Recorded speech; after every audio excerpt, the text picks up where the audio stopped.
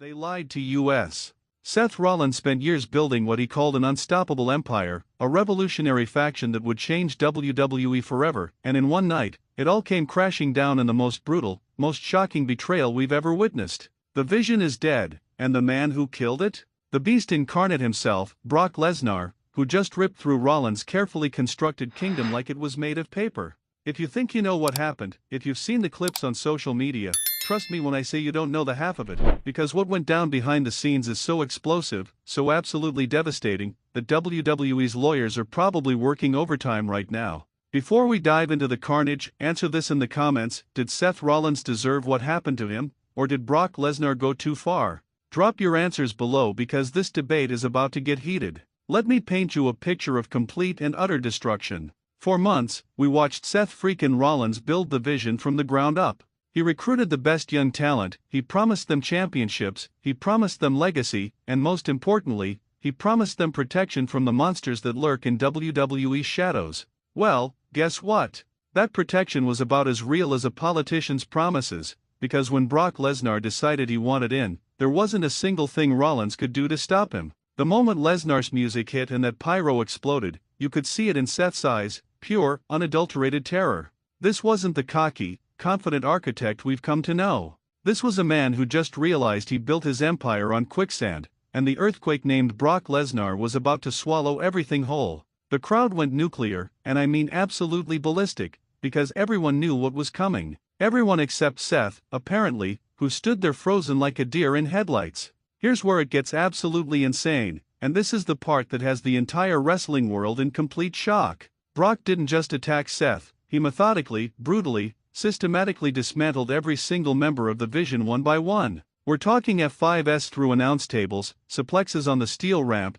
and destruction that would make even the most hardcore fan wince. This wasn't a match, this wasn't a fight, this was an execution. But wait, before you think this is just another Brock Lesnar rampage, let me drop the real bombshell that has everyone talking. The attack wasn't random, it wasn't spontaneous, and it definitely wasn't unauthorized by management. Sources backstage are confirming what many suspected: Brock Lesnar was invited to destroy the Vision by someone within the faction itself.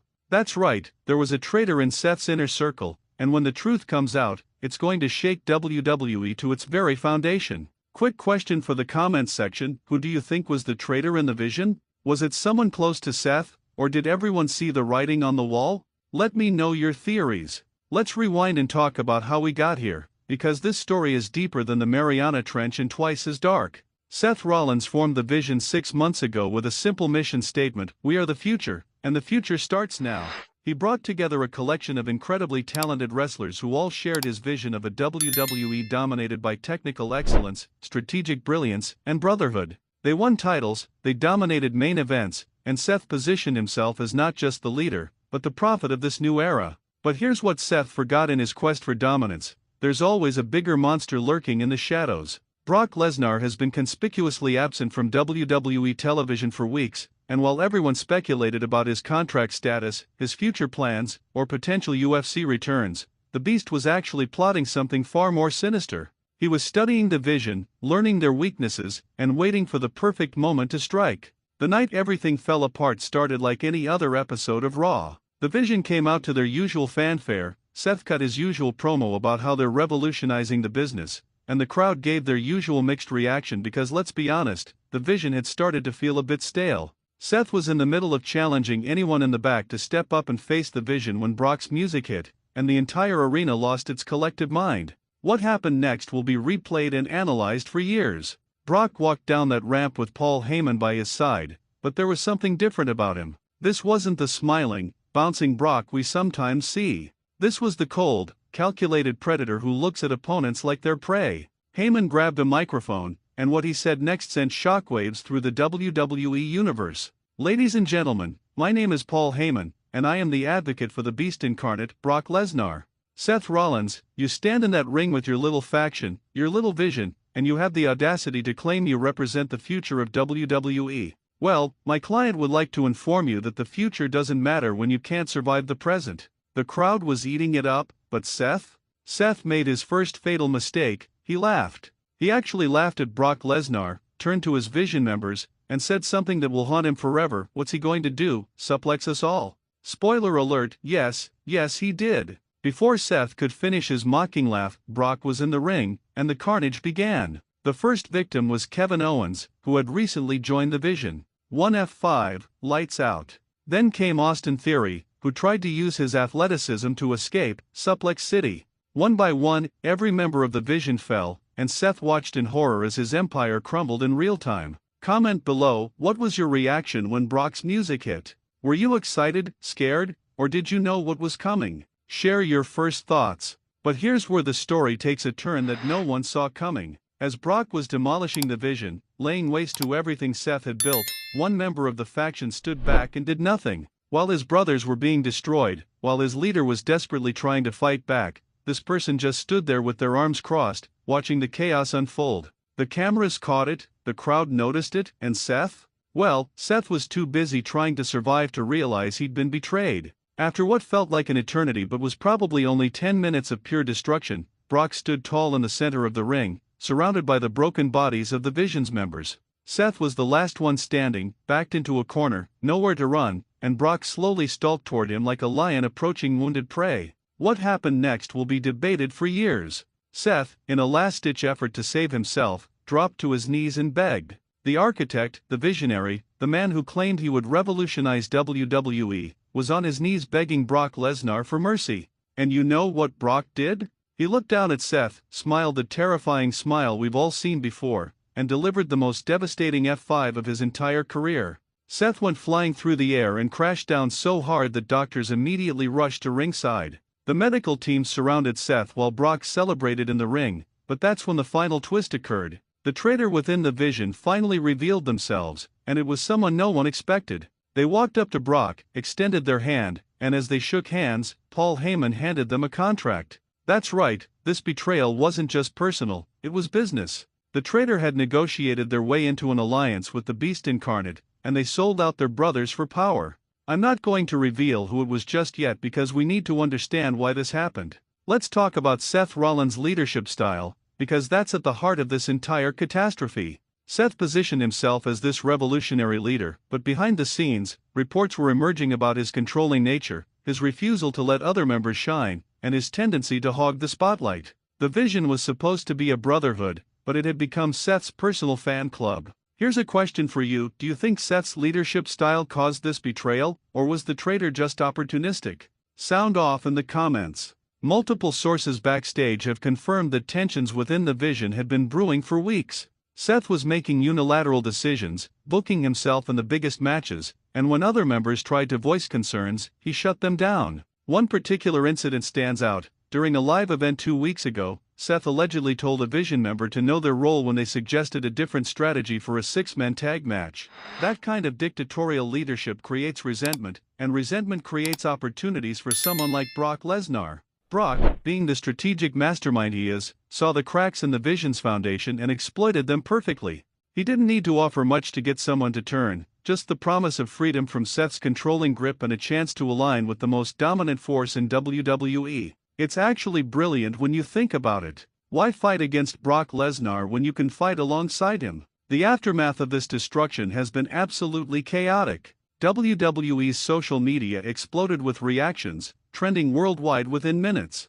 Fans were divided, some celebrated the downfall of Seth's arrogance, others mourned the death of what they thought could be a revolutionary faction. But everyone agreed on one thing: wrestling had just witnessed one of the most shocking turns in recent memory. Backstage reports from that night paint a picture of complete pandemonium. Seth was rushed to the medical facility, more from shock than actual injury, though he definitely took some serious hits. The other Vision members were being evaluated, and the atmosphere was described as funeral-like by one crew member. Meanwhile, Brock Lesnar and his new ally were celebrating in their locker room, already planning their next move. Let me ask you this: is Brock Lesnar the hero or the villain in this story?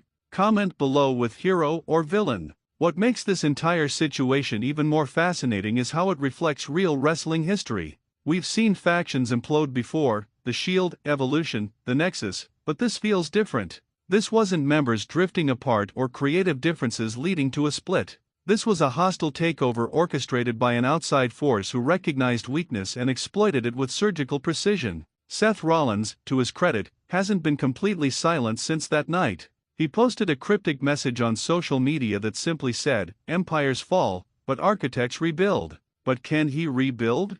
That's the million-dollar question. The Vision is dead, his credibility as a leader is shattered, and worst of all, one of his trusted allies betrayed him in the most public way possible. How does someone come back from that? The wrestling community has been going insane with speculation. Some think Seth will go on a revenge tour, hunting down every person involved in the Vision's destruction. Others believe he needs to take time off to reassess his entire approach. There's even talk that this could lead to Seth's most vicious heel turn ever, becoming the very monster he swore to protect his faction from. But let's talk about Brock Lesnar's motivations here, because they're more complex than just Beast Smash. Brock has always been portrayed as a mercenary, someone who fights for the biggest payday and doesn't care about alliances or friendships. But this attack on the Vision seemed personal.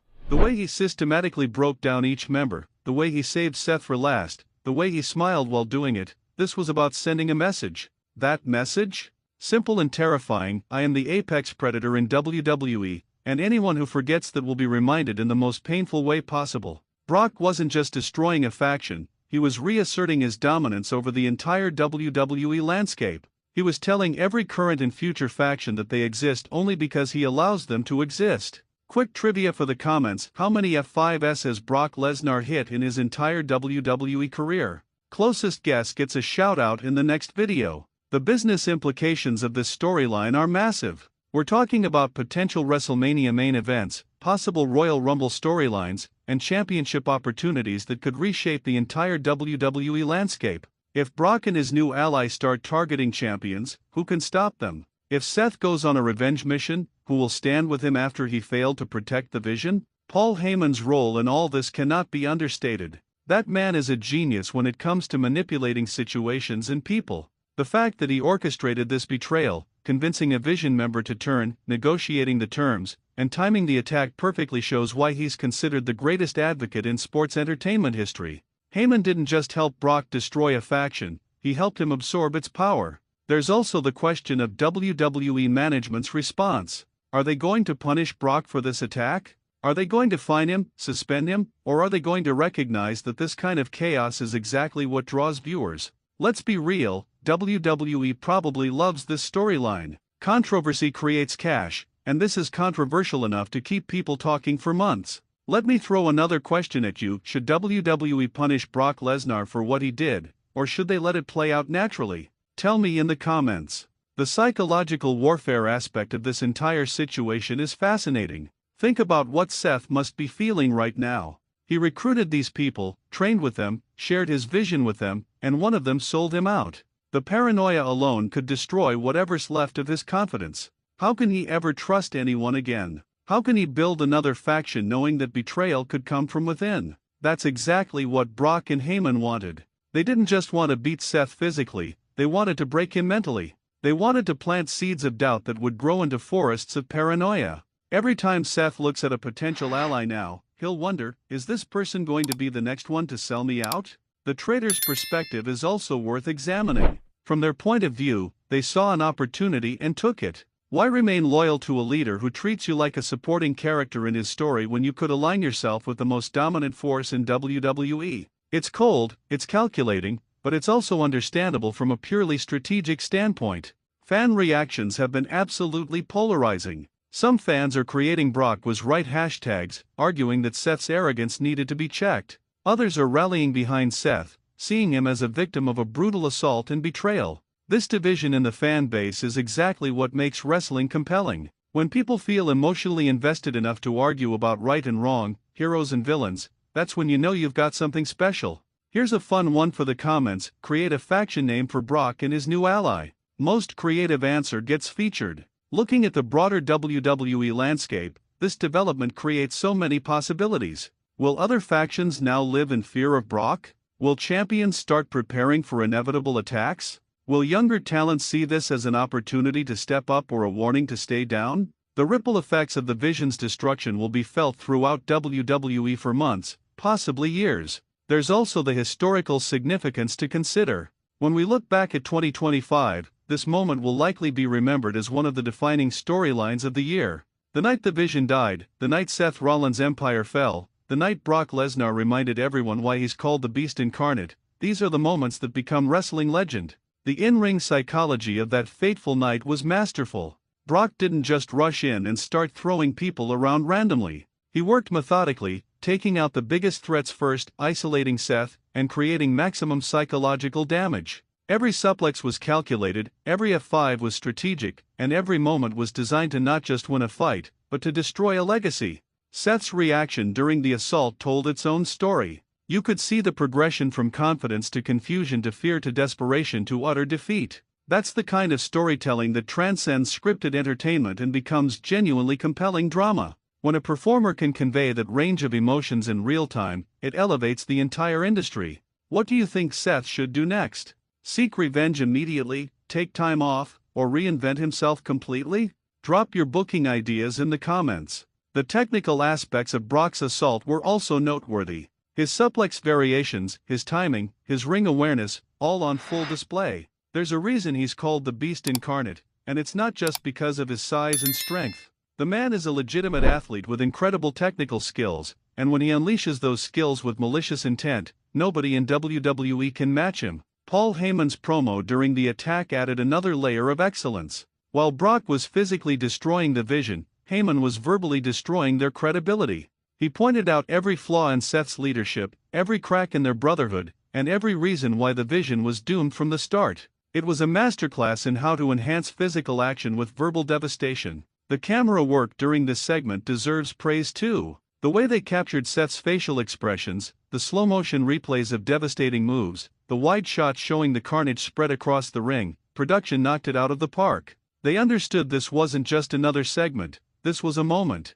Social media analysis shows this segment was WWE's most watched content of the month. Clips were shared millions of times, trending topics dominated wrestling discussions, and casual fans who hadn't watched in years were suddenly asking, what happened to the Vision? That's the kind of mainstream attention WWE craves, and they achieved it through pure storytelling excellence. Let's talk about what happens at the next pay-per-view. Will Seth get his revenge match? Will Brock and his new ally target championships? Will other Vision members seek retribution? The possibilities are endless, and that uncertainty is what keeps fans coming back. When you don't know what's going to happen next, when every show could bring another shocking development, that's appointment television. Comment section challenge, predict the main event of the next pay-per-view. If you're right, I'll give you a special mention. The merchandise implications are also interesting. Will WWE retire Vision merchandise, or will it become collector's items? Will Brock get new gear reflecting his role as faction destroyer? These business decisions reflect how significant this storyline really is. When a storyline impacts everything from television to live events to merchandise, that's when you know it's working. Behind-the-scenes reports suggest this storyline has months of development ahead. We're not just getting one revenge match and moving on. This is a long-term story with multiple chapters, each building on the last, creating a narrative tapestry that could rival some of WWE's greatest faction wars. The Shield's breakup, Evolution's dissolution, DX's battles, this has potential to join that pantheon. Seth's character development moving forward will be crucial. Does he become more paranoid and controlling, proving his critics right? Does he become humble and introspective, learning from his mistakes? Or does he go full psycho heel, deciding that if his Vision is dead, he'll burn down everyone else's dreams too? Each direction offers compelling storytelling possibilities. The traitor's character arc is equally fascinating. Do they fully embrace being Brock's ally, or do they eventually regret their decision? Do they become the next victim of Brock's dominance, or do they thrive in their new role? Do other wrestlers join them, creating a new faction built on opportunism rather than brotherhood? So many questions, so many potential answers. What's your dream match coming out of this storyline? Seth vs Brock? Seth vs the Traitor? Fatal 4-Way? Let me know. Wrestling analysts are already comparing this to classic storylines. Some see echoes of Austin's heel turn at WrestleMania X7. Others compare it to Hogan joining the NWO. A few even draw parallels to Bret Hart screwing at Montreal. While each comparison has merit, this storyline has its own unique elements that make it distinctly modern and fresh. The athletic performances during the destruction sequence were incredible. Vision members taking suplexes and F5s, selling them like death, making Brock look absolutely unstoppable. that's professional wrestling at its finest. These performers put their bodies on the line to create memorable moments, and they deserve recognition for their work. Fan theory time. Some people think this entire storyline was Seth's idea, that he pitched himself getting destroyed to eventually set up an underdog comeback story. While WWE hasn't confirmed this, it would be very Seth Rollins to book himself into ultimate adversity to create the ultimate triumph. The architect working his magic behind the scenes while playing victim on screen. The international reaction has been insane. Japanese fans are creating amazing artwork depicting the destruction. Mexican fans are comparing it to classic lucha libre betrayals. European fans are analyzing every detail through their unique perspective. Wrestling truly is a global language, and this storyline speaks to fans everywhere. One more question: who should join Seth in his quest for revenge? Current wrestlers, returning legends, or NXT Call UPS? Give me your dream team in the comments. Looking at potential WrestleMania implications, this storyline could easily headline the biggest show of the year. Seth vs Brock with the traitor as special referee. A triple threat with all three. A six-man elimination match with allies on both sides. The possibilities are endless, and every single one would draw massive interest. The promo potential moving forward is unlimited. Seth cutting emotional promos about betrayal and rebuilding. Brock and Heyman gloating about their destruction. The traitor explaining their reasons. Other wrestlers reacting and choosing sides. Every week could bring must-see microphone work that advances the story. If you thought tonight's story was wild, trust me, what happens next will blow your mind. So don't stop now. Click on the video right here on your screen to continue the chaos, the drama, and the inside scoop only we deliver. And if you haven't already, hit that subscribe button, give this video a like, and join the Wrestling News CC family where the real stories of WWE come to life. See you in the next one.